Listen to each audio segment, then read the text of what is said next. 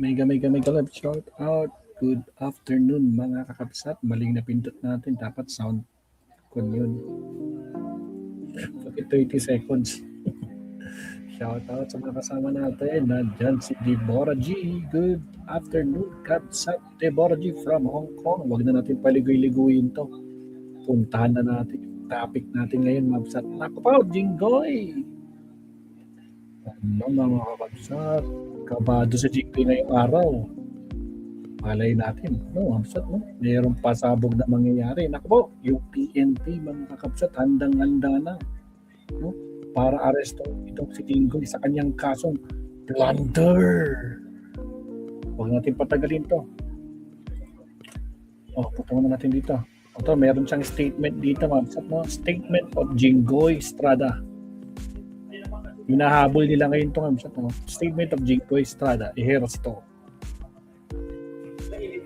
On his pleadings before the Sandigang Bayan, there are not mere technicalities. I firmly believe that I am entitled to avail myself of the remedies available under the law, including the findings of a motion for reconsideration, especially considering that I received a copy of the Ombudsman resolution on the plunder case only on Friday evening. Whoa.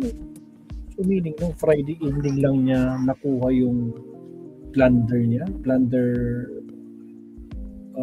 case niya. Talaga lang. So Friday evening, it is only fair that just I be afforded an opportunity to fully exercise these legal remedies before any coercive measures are taken against me. Talaga lang.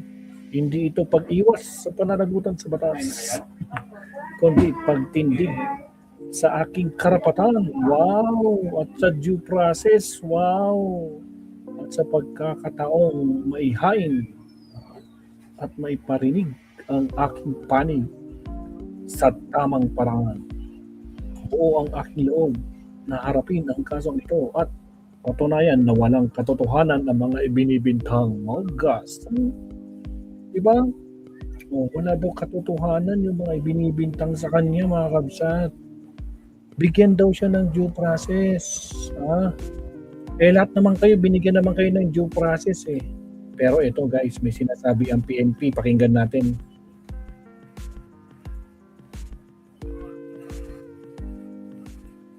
Narinig niyo ba? Naka-off yata yung sounds. It's an order of the court. Ito. If there is a warrant, ito na. if there is a warrant of arrest, kanina lang to, statement ng PNP. If there is a warrant of arrest, we will implement it because that is an order of the court. Well, basically, kung asaan po siya, pupuntahan namin siya. That's that. Because whoever is the subject of the warrant, we will have to serve it to him. And if a case is below 6 years po, hindi natin pwedeng Bakit putol-putol to? Dali nga lang. Warrant of arrest, we will implement it because that is an order of the court. Well, basically, kung asaan po siya, putol-putol yun.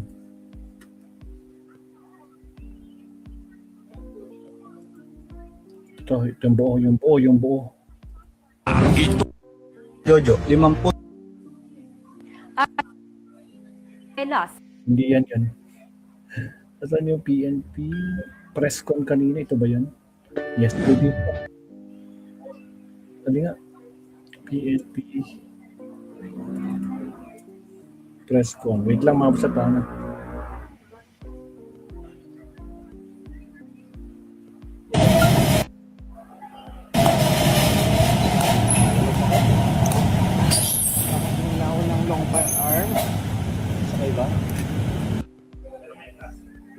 Meron yung mas mahabang video. Ano yun?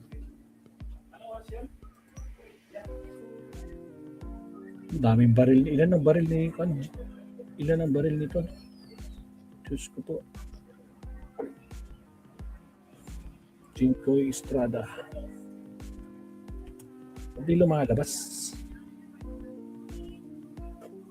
Philippine National Police said on Monday that it would implement potential arrest warrant against Jinggoy Estrada even if he placed under Senate protective custody.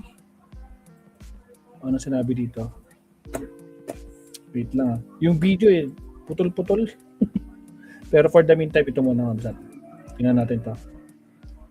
PNP to arrest Jingo Estrada despite of Senate protective custody. Kahit bigyan pa ni Alan Peter Cayetano ng Senate custody. 11:39 kaninang umaga.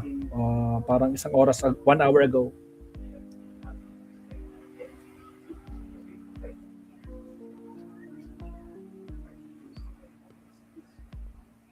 Kawawa naman tong si Jinggoy. Walang ligtas, wala nang remedyo. Hindi kasi. Diyos ko Lord.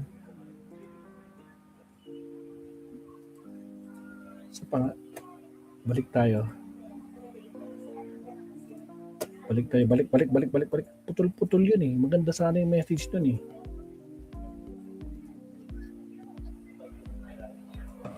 If there is a warrant of arrest, we will implement it because that is an order of the court. Yes. If there is a warrant of arrest, we will implement it because that is an order of the court. If there's a warrant of arrest, lumabas yan maya-maya. We have no choice but we need to arrest Jingo Estrada. Well, basically, kung asaan po siya, pupuntahan namin siya. That's that.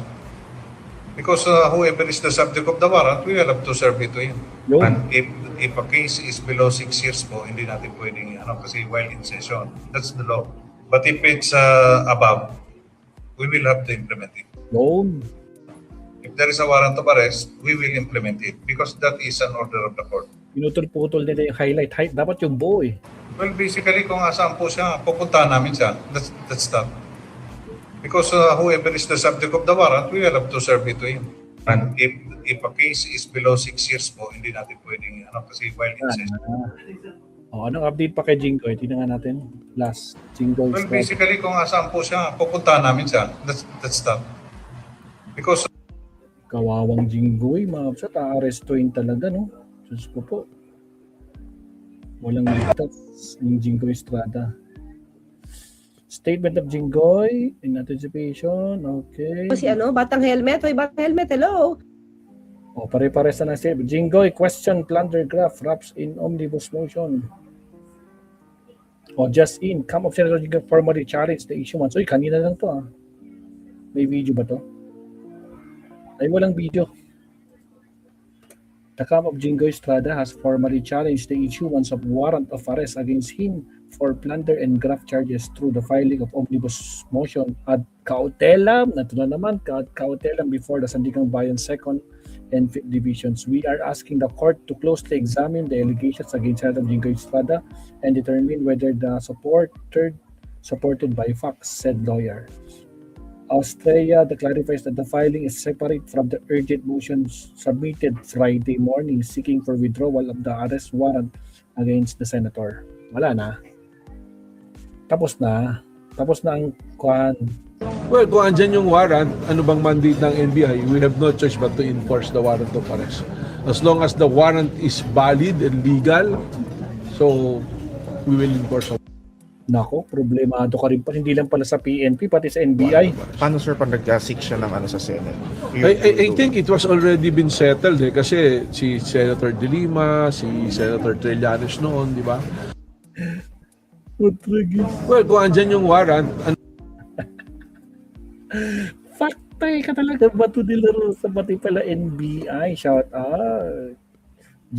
Jude Sales, shout out. Dapat arestuhin na si Jingoy bago botohan sa Senado. Ngayon na magbobotohan sila mamaya. Pero may balita ako, Ma'am Sat. Mukhang merong tatalon mamaya. Tandaan nyo, alas 3 o alas 5 yung... Alas 5 yata yung resume nila mamaya. Alas 5. Kaya mukhang merong tatalon. Yan ang aabangan natin, mga kapsat. Diyos ko, Lord Rudy. Sige, tuloy natin to. Kaso ABS-CBN pa na to, delikado. Pakinggan na lang natin yung boses Boses na lang, boses lang. Para hindi tayo makopyright. Sige, pasok. well, kung andyan yung warrant, ano bang mandate ng NBI, we have no choice but to enforce the warrant of arrest. As long as the warrant is valid and legal, so we will enforce the warrant of arrest. Paano sir pag nag-seek siya ng sa Senate? I think it was already been settled kasi si Senator De Lima, si Senator Trillanes noon, di ba? At sila na rin yung nagsabi during the conversation namin noong May 11 na hindi daw local court. This time, it's Sandigan Bayan is a local court. So, effectively, they already surrender na pagka local court, wala silang question, no? And I'm sure they will not put in protective custody because otherwise, they will be the one defying kung ano yung better position. No? Naku po, paktay ka, Jinggoy. At sila na rin yung nagsabi during the conversation. Paktay ka, Jinggoy. Hindi lang pala PNP ang nakaabang. Pati sila Matibag nakaabang. Paktay ka talaga, Jinggoy. Abangan natin ang susunod na kabanata. Okay, subtopic na tayo. Subtopic tayo. Countdown muna tayo.